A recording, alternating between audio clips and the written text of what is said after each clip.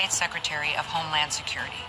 Thank you, President Donald J. Trump, for securing our border and putting America first. Let me deliver a message from Discretionary releases dropped off by 87% since this administration. Let's talk about it. President Trump to the world. If you are considering entering America illegally, don't even think about it. Let me be clear. If you come to our country and you break our laws, we will hunt you down. Criminals are not welcome in the United States. For too long, weak leadership has left our borders wide open, flooding our communities with drugs, human trafficking, and violent criminals. Well, those days are over. Under President Trump, we are defending American families and restoring their safety. If you try to enter illegally, you will be caught. You will be removed, and you will never return. Follow the law, and you'll find opportunity. If you break it, you'll find consequences. Strong borders mean a stronger America. President Trump is making America safe again. Karen Newton was in America on a trip of a lifetime when she was shackled, transported, and held for weeks on end. With tourism to the US under increasing strain, she says, if it can happen to me, it can happen to anyone. In short, Karen Newton and her husband, they are in their 60s. They wanted to travel around the US, go to a handful of states. When they wanted to return back home, they went through the Canadian border. They were turned back to the US border because her husband's visa was expired, hers was not. This is Karen Newton here. They were detained for 6 weeks. And in case you were wondering, apparently the husband had an expired work visa that he did not renew. So instead of sending them back, 6 weeks.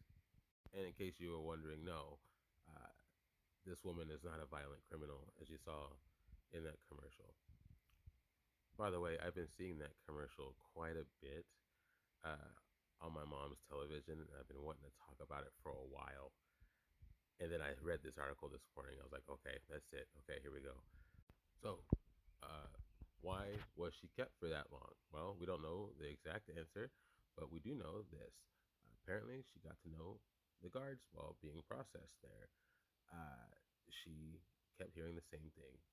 ICE officers are paid a bonus every time they detain somebody. And we know, especially with their recent approvals for more ICE funding, that they have the money to fulfill those incentives, amongst other things.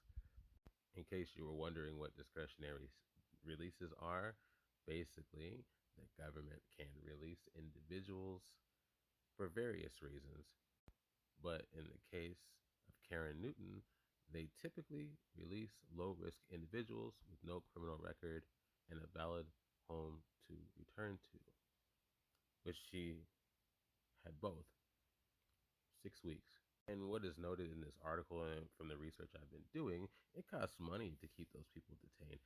It's funny we talk about so many savings and 150 to 200 per day, 6 weeks, both of them kept separately, by the way, in different areas, the men and the women's areas.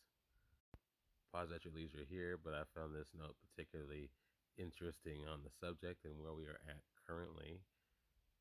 They often use discretionary releases as a release valve of sorts to basically not have too many people in there, okay?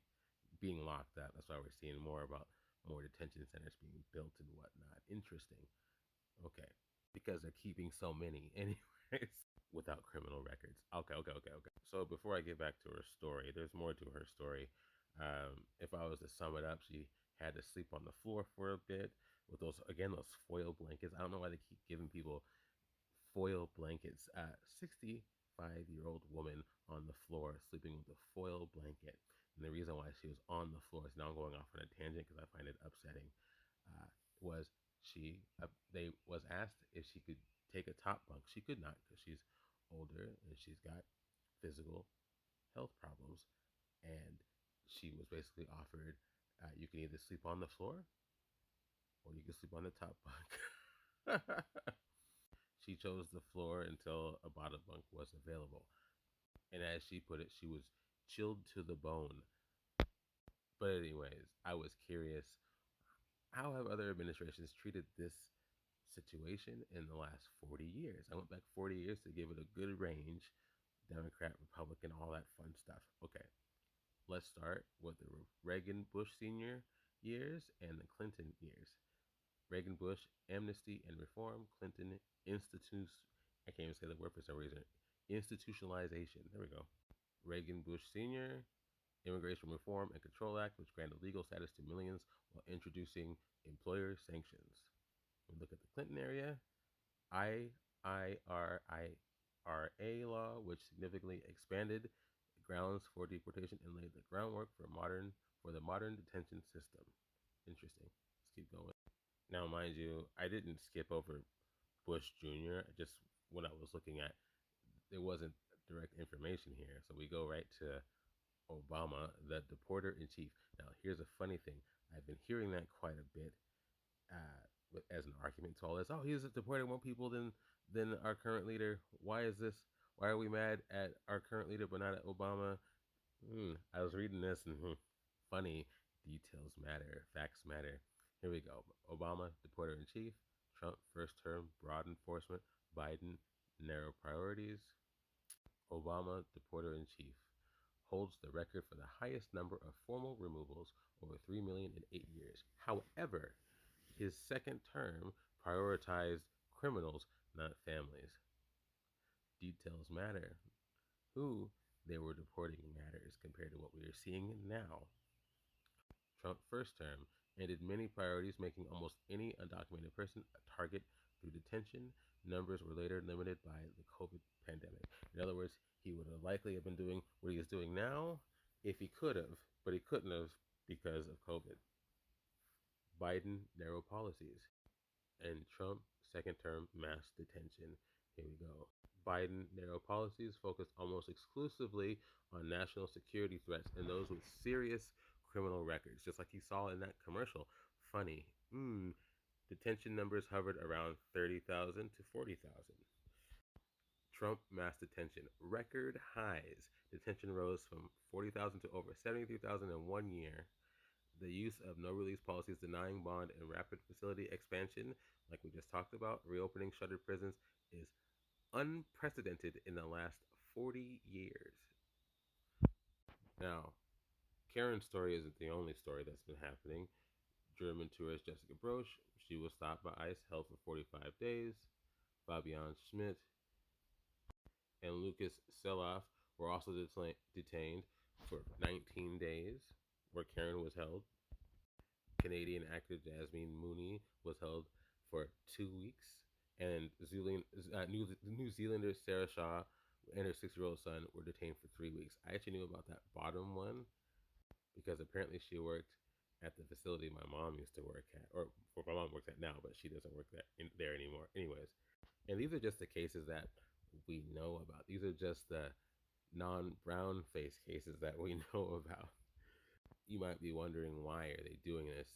It's not just about increasing the numbers to look good. Something that's interesting, and the bottom of this article right here, I think sums it up quite well. Don't go to the U.S., not with Trump in charge.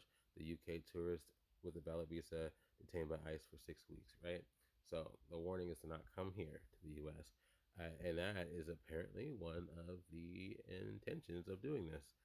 They don't want people over here being detained for an undetermined amount of time, which all of these people who are detained didn't know how long they were going to be detained. Matter of fact, Karen didn't even know she was being released until they just one day did it. She said she thought it was just a malfunction with the door. So if you see these commercials, just remember these details. They're saying one thing, but they're actually doing quite a bit more than that. So my advice to you out there is be careful. She's watching you. And hey, at the very least, I hope this current situation that we are in is a good example of what not to do in the future. Okay, I'm done. Like and share if you like what I'm saying. Comment if you do or don't. Let me know what you think, and I'll talk to you later.